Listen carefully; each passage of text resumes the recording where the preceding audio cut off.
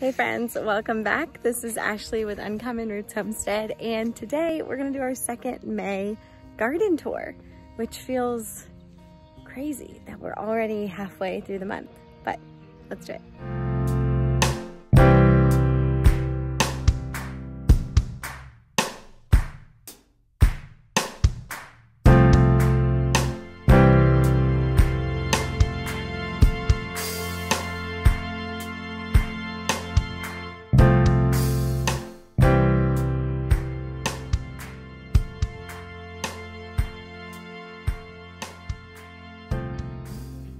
Also, before we jump in, we're having a conversation about the bees because they are super active. I'm not even gonna get that close. I don't know if you can see it from here. But they're like all over, and we're just trying to figure out if we need to do an inspection anyways. So we're talking about, how to do that when we have the kids here, because obviously we don't want to put them in any danger, but we need to take a look at them and make sure the queen's still there, make sure this isn't like the beginning of them potentially swarming. Though it seems like they're settling down a little bit. It doesn't seem like they're quite as active as they were. So, crisis averted. Crisis averted. Let's go back to the beginning and I'll walk you through the garden. Okay, so Kevin just took the kids to go do some of the chores, so I'm gonna get us through the garden. Here I am in my lovely naked arch. Honestly, I am not sure if or when these roses are gonna really decide to take off and climb. This side is definitely looking better than the other side. They're starting to come up, and I see a lot of new growth on there, so that's good. You want to see new growth when you've planted a new plant. So I know that it's survived transplant. So I'm gonna wait for it to grow a little bit more. It's a climbing variety, so it should want to grab onto this and climb over. Now on this side, I think there's more shade in this area throughout the day than we anticipated. Right now it's in the evening, it's just after 5 o'clock. So about half of my garden is in the shade, but it's been in the sun all day. But over here, there's morning shade and evening shade. So I'm thinking that it's only getting like an hour or so in the afternoon. And you can just see like on this side of the trellis, there's like really no significant new growth. It's just not taking off. So I'm gonna keep an eye on it. I'm gonna guess if it doesn't survive, it's just that it wasn't a great area to put roses, which is okay. But this first bed, when you first come in, is tomatoes and marigolds, and I've got some dahlia tubers on the end. And super exciting, most of my dahlia tubers had started popping up. So here you can see the dahlias. So dahlias you can plant two ways. You can plant tubers, which are just the little tubers. You watched me in another video, separate those and plant them, or you can actually start from seed. The benefit of starting with tubers is that your plants are going to be a little bit more established. So they're going to get bigger faster. They're going to be a little bit stronger than from seed, because if you're starting from seed, it has to develop a tuber. So you can see these are all coming from one tuber. It's actually going to produce multiple little plants and a ton of flowers. And I want to say I had 3, so there's probably another one that's going to come up somewhere around here, but you can see those are popping up really nicely. I'm really happy with all of the tomatoes in this bed. So it's always weird when you garden in a new place for the first time, because I don't know the sun here intimately.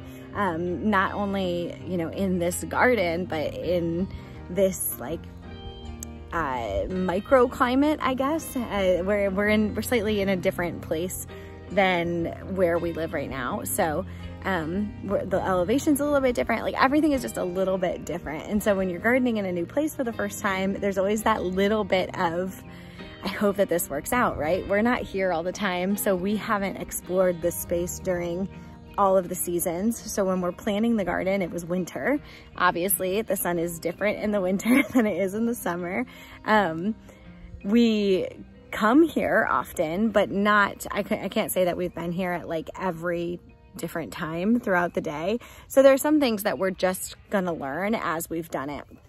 And that's what you get in any new space for the first time, is you don't really learn, oh, I shouldn't put that there, until you do it and it doesn't work. So a lot of like trial by error happening. But for the most part, this space has been phenomenal and everything is looking really great. So when we planted these tomatoes here, I wasn't sure if I'm too close to this tree. I wasn't sure what the shade looked like. I knew in the afternoon it got good sun, but I wasn't sure how long it was shaded in the morning. It turns out this bed is only shaded for like an hour in the morning. So it gets a good like 7 or 8 hours of sun, which is perfect. These tomatoes are super happy. They're loving life. To the side here, I've got my lettuce bed. This lettuce is just phenomenal. And I've got these beets. They're looking really good too. My spinach is looking great. Everything is just thriving in this bed. And there is something like so beautiful to me about a really full garden bed. Like when I sit here and look at the middle of this bed, the way that these beets are intersowed with this cut lettuce and these heads of lettuce, like it's just so full and everything's on top of each other. And I just feel like that is what a garden should be. My goal is to create spaces where you can't see any soil, where I don't have to mulch excessively around plants because I filled all of the space. I think that's so beautiful. It's something that Charles Dowding does and I'm just like enamored by right now. So I'm like trying to figure out what should I interplant around everything. So coming up here a little bit, the second bed. So to give you a little frame of reference, this is that arch when we walked in. I showed you the tomato bed here. We talked about the lettuce bed. So then we'll turn this way and I'll take you down that row. Here I've got more dahlia tubers planted. They're all coming up really nicely. I've got 4 of them that have popped up here, and then I've got some tomatoes down the line. I've got the champagne bubble cherry tomatoes, which are supposed to be like little yellow tomatoes that are super sweet and kind of have like that burst of acidity. And then I've also got some yellow pear here. So all cherry tomatoes in this bed. We eat a lot of cherry tomatoes with little kids. It's a great snack. And we go through them a lot, and also you can preserve them. So I actually made some sauces with cherry tomatoes last year. So don't let anybody tell you that you can't preserve cherry tomatoes. You absolutely can. All right, so turning to the side is this first metal bed. So we were actually talking earlier today about this bed. I'm a little worried about this bed, if I'm being completely honest. The tomato actually looks really good. It's looking really healthy. It's actually flowering. I should clip those flowers and prune the plant, but I'm not gonna. And that was like a leftover, so I don't even know what variety that is. I won't know until it starts to fruit, so I'm just gonna kind of let it and see what it is. But what we realized over the last couple days is that this bed actually doesn't get much sun. I'm gonna guess it's sitting around 4 hours of sun a day, which is not ideal. You want at least 6 hours. This bed has that one tomato random, and then it has all of my ground cherries. So I've got 5 ground cherries, and then I have 3 dahlias I started from seed in the middle. There is a level of concern because these are the only ground cherries that I planted in the garden, and we love ground cherries. We eat a ton of ground cherries. I'm gonna be really sad if that was like the critical mistake that I've made this year, is gardening in this bed that doesn't get much sun. But what's crazy is that that bed doesn't get sun, but these 3 get almost full sun. They're in shade now, but I mean, they're in sun from this morning on. So in this second bed, I've got my ginger. This is kind of like an experimental crop for me this year. I just bought one little cluster of ginger from the grocery store this winter, and I separated it out. I soaked it, separated it out, and then I put it in soil. It took about 3 months to do anything. And so this at this point is probably like 5 or 6 months old, but it's doing really well. And it is, I mean, the fact that I have this many like plants that came out of that little amount of ginger is crazy to me. So I'm interested to see what the root activity looks like. I probably won't even touch this, like consider it, until I get right up to my first frost, because ginger won't survive a frost here. So I'm gonna need to harvest it. back in the back here, I've got some lavender. I started all of this lavender from seed. So lavender is really hard to start from seed. So I'm so proud of these. I've got 5 of them and they're looking wonderful. I started that. Isn't that crazy? Oh, it looks so good. So I'm hoping this is just gonna take over and be like a lavender explosion next to the ginger. So beyond that, we've got our 2 strawberry beds. They are just getting established. So strawberries really, they produce every year. Like the first year you put them in, they'll produce. But they produce really well the second and third year. So we're gonna get what we get off of these this year, but then I'm really excited for next year and the year after, because I think that's just gonna be an amazing little snack we have. I've got some more tomatoes in this bed. I have a couple of different varieties. I've got red zebra. I've got my sweeties over here. I'm trying to see, I did have markers, but I also have little kids. So sometimes it is what it is. I have this one plant here that's just not doing well at all.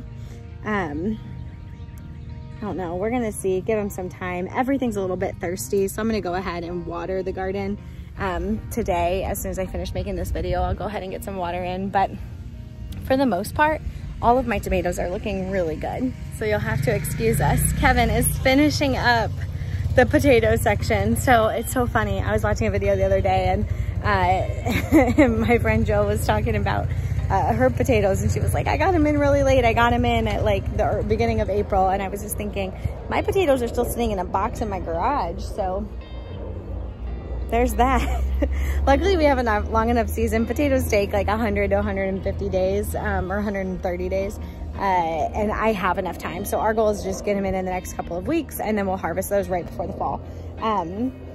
But I just thought that was funny. I was like, you think you're late? Like, little do you know, I haven't even sort of gotten mine in yet. Anyways, all of my tomatoes are looking really good. All of the dahlias that I interplanted are starting to come up. In some cases, I didn't realize I planted the tubers so close to my tomatoes. So I've got these dahlias coming up right next to this tomato, and this is a Dr. Witchy's. So is what it is, but I'm not sure what's going on over there. Yeah, is what it is. They'll have to kind of circle around each other. I might try to move them, but I think I'm just gonna see. I ended up with so many dahlias because I had 2 plants, and when I went to like pull the roots apart, they each had like 5 or 6 tubers. So I ended up with so many, and they're all sprouting. So they look wonderful. Some of them are more established than others. You can see these are, you know, they're super vigorous. They've already come up. Looks like that's coming out of 3 tubers right there. And then I've got some marigolds here too.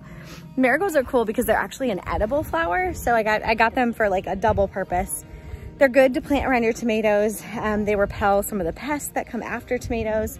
But then also you can eat the flowers. So I am recently exploring with like sourdough and adding different elements to like my focaccia to just make it more beautiful. And edible flowers are something that's so interesting to me. And I didn't think about it sooner, or I would have bought seeds and planted some pansies, but I didn't, so marigolds it is. All right, I am super excited about this bed. So this is my brassica bed. Obviously it is the middle of May right now, so brassicas are going to be shortly coming to an end, though we've had the most mild spring. Like right now it's probably just barely 70 degrees, if even. Which is very abnormal for our area. Usually by mid-May, we're already up to like the high 80s, low 90s, and like in the thick of it, but not this year. So my brassicas are doing really well, even though I got them in the ground a little bit late. So I'm already starting to see, this is a cauliflower. I'm starting to see it head up just a little bit in the middle. All of my cabbage is looking really amazing. You can see it's starting to head up there too, getting a little tight. That'll continue to ball up. I'm having a little bit of damage here around the edges. I need to get BT out here and spray. So with BT, what it does is you spray it. It's a naturally occurring bacteria. And so when you spray it, it doesn't actually kill anything on contact, unlike, you know, some different like pesticides and herbicides. What it does is that when slugs or soft body creatures eat it, it like attacks them from the inside. So if you spray it on your plants and then they eat them, they will die.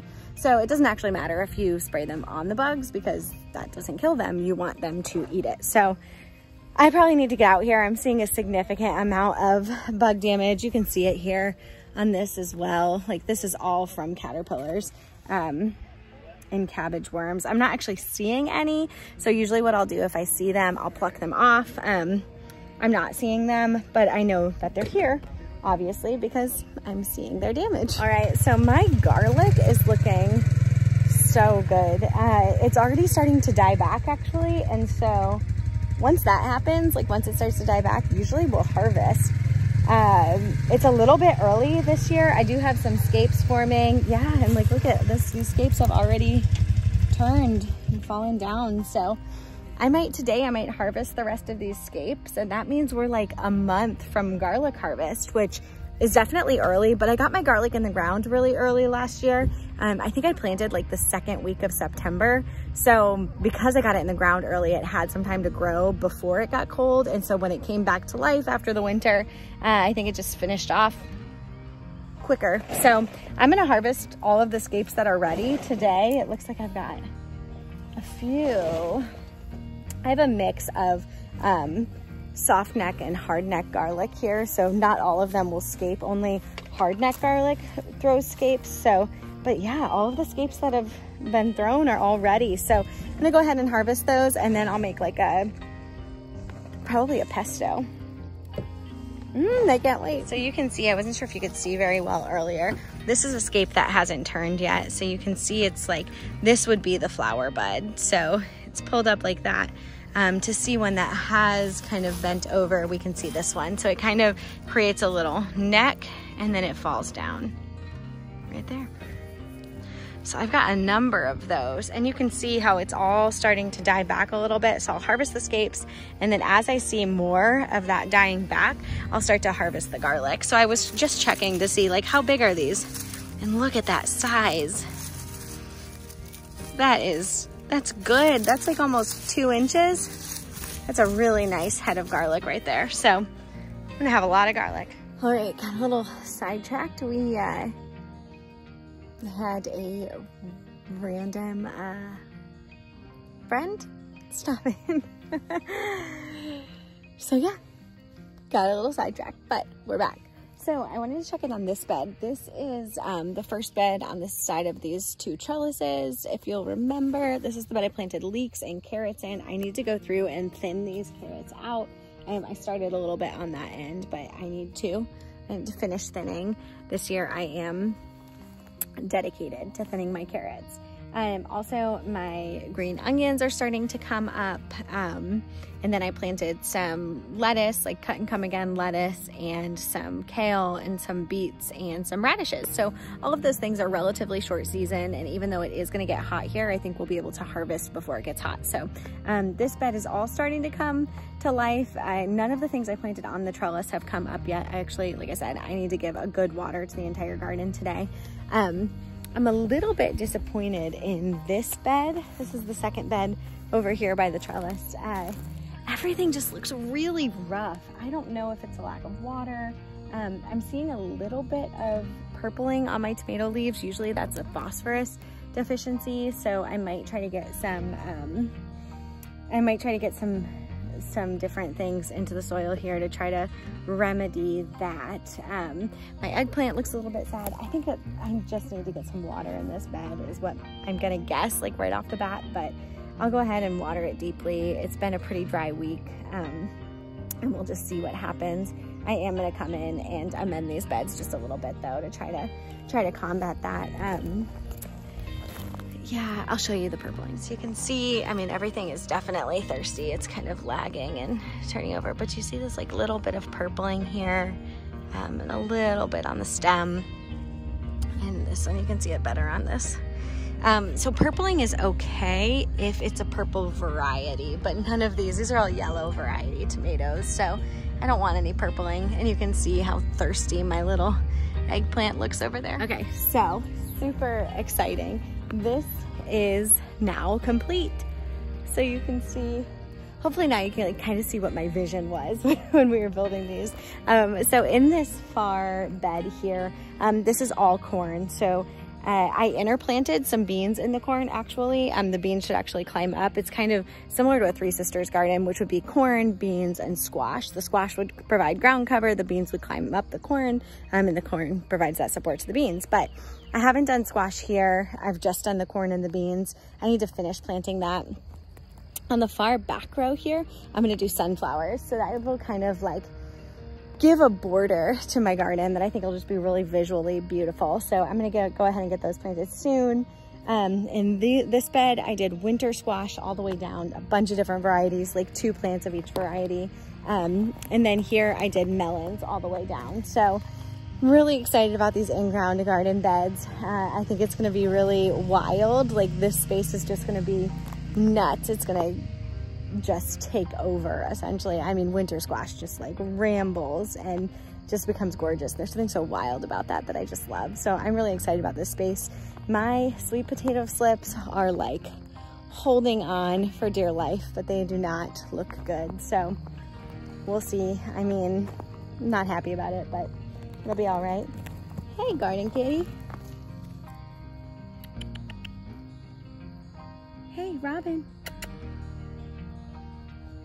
Isn't he just the cutest? All right, so I also want to talk about this tree. So last year in the garden plan, and as I was planting my garden, I told you guys it was a hibiscus tree. I honestly didn't know much about hibiscus and didn't know that it is rarely a tree. What this actually is, most likely, is a rose of Sharon. So a rose of Sharon is related to a hibiscus, also related to okra. They're all in the same family, which is kind of fun. Also has edible blossoms, so like super similar, but just not the same. So I'm excited about this. It's coming, it's leafed out really well. It looks pretty healthy. We didn't do a lot of pruning. I'm glad, because we didn't know what it was. And when you don't know what you're pruning and you try to prune it, doesn't always end well. So I'm glad that we did not do that without knowing what we were doing. But this had beautiful pink blossoms last year. So I'm gonna be doing a lot of research on Rose of Sharon trees, and yeah, we'll figure out if there's a way that we can preserve them or use them and eat them, whatever. But if not, it's a beautiful accent in the garden. How beautiful is this gonna be when it is just full of beans and some melons and all of the climbing things? I'm so excited. I can't wait. But so over here we've got our herb beds. So these all look pretty good. They've really condensed a lot. So whenever you're gardening in kind of prefab beds like this, you run the risk of your soil condensing as it rains and as it sits for a longer period of time. We really should top these off a little bit, but for now we're just gonna leave it because I already planted everything in them. And you know, mostly trying to get everything else done. So that's just not the top of the priority list, but everything looks really good. I did go ahead and throw a really established lavender plant in the lavender side. Let me show you. Look how beautiful this is, and it's already starting to flower. And you can see all of my holy basil. This is Tulsi popping up. It's just gonna be a really gorgeous, fragrant area of the garden. My sage looks wonderful. Nasturtiums are looking great. It's just so fragrant. It's beautiful. And then over here I've got my rosemary, also so fragrant. Some more thyme, a bunch of basil, some mint, some parsley, and some dill. Everything over here is just so fragrant, and that's one of my favorite parts of gardening is like, I just like want to stay there forever. It's so beautiful and just kind of like draws you in and makes you feel like you're in the garden, which we are. So over here, I've got my kind of random tomato beds. This one had like all of the leftover tomatoes I didn't have room for anywhere else. And then I've got my tomatillos. Now these tomatillos took off when I put them in this bed. I'm so impressed. They look so healthy. This bed is just thriving, which I love. Like, look how big those tomatoes are back there. They're like double the size of some of my other tomatoes, and these all started as starts together. So I'm really happy with the way that these beds have turned out. In the middle of these beds, I planted like flowers. I think I did some zinnias, things that don't require a ton of care or harvest, mostly because I am not that tall and it's really difficult to reach the middle of a 6-foot bed. So I tried to kind of keep the middle manageable. So over here in this bed, I did the exact opposite of that, and I have an artichoke right in the middle. Artichokes get really big. They're perennial in our zone, which is awesome. So it's kind of an investment that we invested in this year, and we will harvest for, you know, upwards of like 10 years. You can get fruit off of an artichoke. So I'm really excited about that. I also co-planted some dahlias in here, which are tubers. So I think this bed is just gonna be really beautiful. Artichokes just get like so large, and they're like such a statement. And they're just really cool plants. Like, you know what an artichoke looks like? It's kind of got like that crown shape. So what they do is they like grow out almost like a cactus. And then they have these like little crowns that come up. It's just gorgeous. And I've never actually grown one in my own garden before. So I'm really excited about that. So then we had this blank space right here in between the beds. And I was trying to figure out like, what do we want to do here? And then I saw the most gorgeous peony, and it's almost peony season here in East Tennessee, which means they're all starting to bloom. And I was like, that's what I need. So we went out and of course chose Isla's favorite color, which is pink, and we bought this peony. So this will provide us beauty in the garden for years to come. It's a great option for this space because it was kind of like this odd amount of room between these beds that we didn't want to go to waste. And this is just gonna have the most gorgeous, large pink blossoms. So I'm super excited for those to bloom. All right, sorry, they're going to get mulch to finish off the potato bed. So I guess I'll tell you about that. So here we just left off with those 3, and we have the peony. And then that brings us to the front of this space right here. You can see kind of the mowed area. This space, all of the area that's mowed, is going to become my potato section. So we're gonna fit 3 to 4 rows in here in this mowed space. And we're gonna do this just like we did the squash and melons and corn over on the other side. So this is a no-dig method. We're doing cardboard, mulch, compost, and then every year we'll just add compost on top. We actually love this method so much that I think we're gonna convert these 2 raised beds that are a little bit wonky next year into this no-dig style. Depending on how everything grows, I'm assuming that it's gonna be wonderful and that we're gonna love it, but it's just so much easier to manage, and the lines are a lot cleaner, and you know, the OCD part of me just loves it. So I'm gonna get those potatoes in the ground hopefully early next week, and then any extra space we have, I'll plant some more squash and melons. But that bunches right up to, or butts right up to my pepper bed.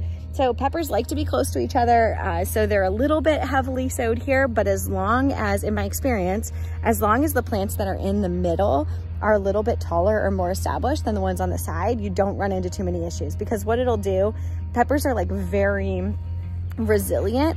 If you end up planting them too close together, they just kind of move out of the way. So they'll just kind of like turn and lean over to the other side. So as long as in the middle, they're not being covered over and like creating a canopy on top, you should be good to go. So I went ahead and bought some established starts, and I put those in the middle here. That way they kind of grow up faster than the ones on the sides. So then on the sides, those are a little bit younger. They'll just branch out if they need to. So I think that this is gonna be a good setup for my peppers. I've got a lot of pepper plants in here, but we preserve a lot of peppers. We do a lot of canning. We make hot sauce. We do pickled jalapenos, cowboy jalapenos. We do banana peppers, things like that. So I think that this is gonna be a great amount of peppers for our family. I also planted some peppers over at our house where we live right now, because how could I not? All right, so I wanna tell you guys about this second long bed. And here, you can see how wonky that is right there. They just didn't, when you get so long, these are 24-foot bed, they're 24 by 3 foot. And they just, like when you're getting that long, it just was wonky. The construction was not ideal. So anyways, in this first bed, we did asparagus. So this is, these crowns are 2-year crowns, but this is obviously the first year that they've been in the ground in my garden. And they are all starting to pop up, which is really great. And they look wonderful. So the first year with asparagus, what you want to do is actually hill them up a little bit we're gonna be putting some more compost on this bed and like giving them a little bit more space. Then we'll just let them go to seed. Next year, we'll let them go to seed, maybe harvest 1 or 2. And then 2 years from now, we'll actually harvest, have a good amount of asparagus. So just looking at how much is growing right now, I think we're gonna have a really good amount for our family. And asparagus is just one of those perennials that you can't get it in the ground soon enough. So that was high on my priority list to get it in the ground right now. So I won't usually plant anything else in the asparagus bed just because I don't want to have any competition for these as they're starting to establish themselves. Once they're a little bit older, I might add some things, but I did break that rule with this trellis. So I'm gonna have a second trellis right here in between these 2 beds. It's just not here yet. But here on the side, I did plant a couple of cucumbers. I think I put like 4 seeds in. Those will climb up, and I don't think they're gonna offer too much competition with the asparagus. So I am hoping I don't have any problems with that. If I do, I would just rip out the cucumbers. But on the other side of this, I did some Kajari and tiger melons just to, you know, add more melons.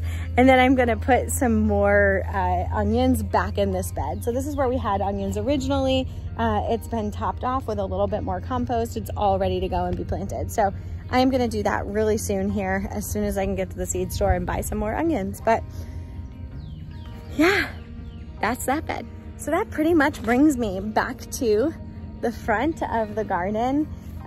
Soon, I hope I'm gonna have lovely roses to show you as well. And these are some of the white roses that I have, but I don't see any buds coming up yet. I'm hoping that all my roses make it. I'm kind of thinking about going and grabbing a couple more just to, you know, guarantee. But everything up here looks really good. You can see I've got a couple of blueberry plants that were planted up here, and they look really great. I'll take you guys down and show you what we're doing with the fruit trees right now. All right, so you may know that it is the 17-year cicada year this year, 2021, which is, you know, super fun. And that means, that doesn't mean a ton, right? Like, cicadas don't really bother things. They don't eat your vegetables. They won't get into your garden. Like, there's not really a ton to worry about when it comes to them. Just need some water. But one thing that you do have to worry about are young trees. So young trees and cicadas, the reason they don't mesh is that cicadas will actually split wood and lay their eggs in the wood of a young tree.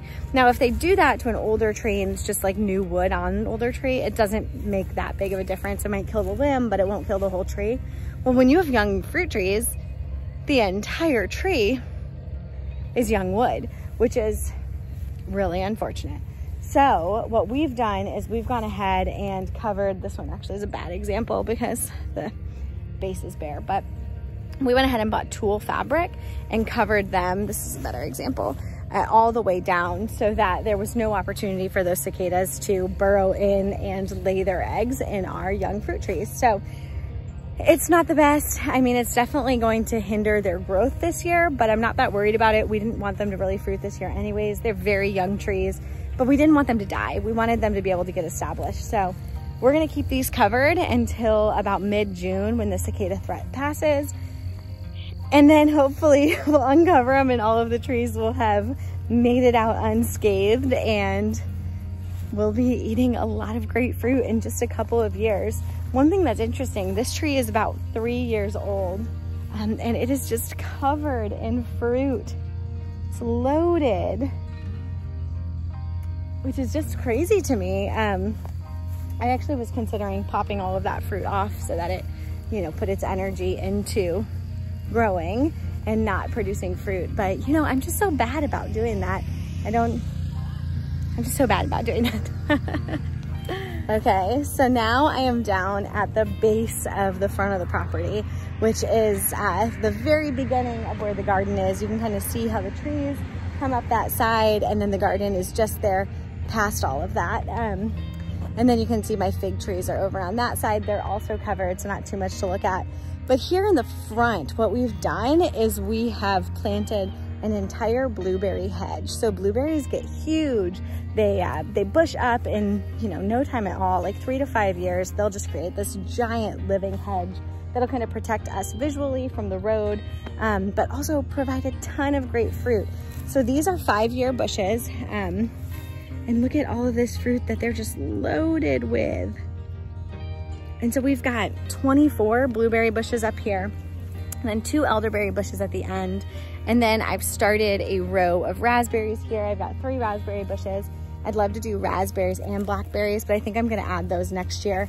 I try to be manageable with everything that I'm adding to the farm and starting each year. Just to try. I just try to keep it together, because the more that you have going on, the more there is to kind of keep on top of and make sure everything is doing well. But one thing interesting I just saw. So we just had our water put in.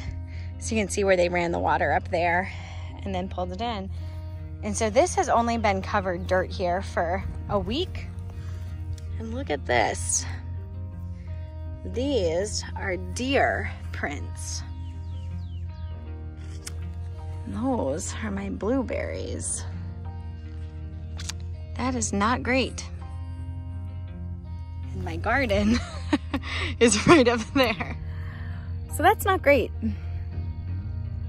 That means that we have some friends that are possibly frequenting this orchard area, which is very close to my garden. We'll have to see.